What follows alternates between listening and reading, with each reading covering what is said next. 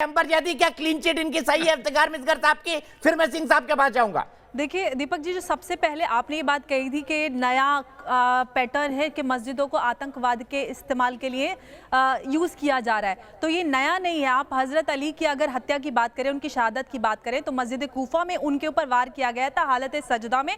तो मस्जिद का इस्तेमाल आज से नहीं हो रहा, सदियों से हो रहा है। उसके बाद अगर आप बात करें 2019 में ईस्टर बॉम्बिंग श्रीलंका में जो हुई थी, उसके बाद भी अप्रैल में 27 अप्रैल को मस्जिद में रेड हुई थी, उसमें विस्फोटक मिला था। या आप फरवरी 2021 में अभी जो हाल ही में अफगानिस्तान में मस्जिद में ब्लास्ट हुआ था, जिसमें मस्जिद का इस्तेमाल करके विस्फोटक पदार्थ बनाए जा रहे थे और वहां पे ब्लास्ट हुआ था और उसमें बहुत सारे तालिबानी मरे थे।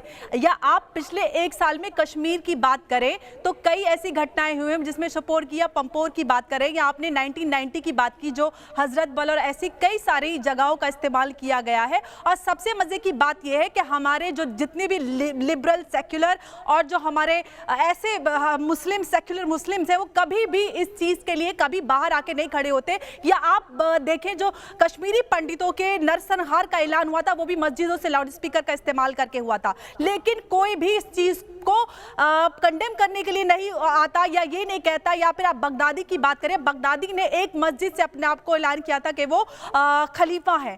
कौन सा मुसलमान आके इन सारी घटनाओं के खिलाफ खड़ा होता है और इसको कहता है कि हम सब एक है इसके खिलाफ, आतंकवाद के खिलाफ? अभी मिसगर साहब बड़ी बड़ी बातें कर रहे हैं, तारिक फतेह की नेशनैलिटी पे सवाल उठा रहे हैं। आप बताइए ना, इतनी सारी घटनाएं हुई, आपने पिछले एक साल की बात कर लेते हैं, आपने कितनी आवाज उठाई? या कश्मीरी पंडितों के नरसंहार को लेकर आपने क्या किया? या उनको घाटी में वापस लाने के लिए आप किया? आप हिंदुस्तानी होने का बड़ा बड़ा दावा कर रहे हैं ना, आपने एक हिंदुस्तानी होने के नाते कश्मीरी भाइयों के लिए, पंडितों के लिए क्या किया?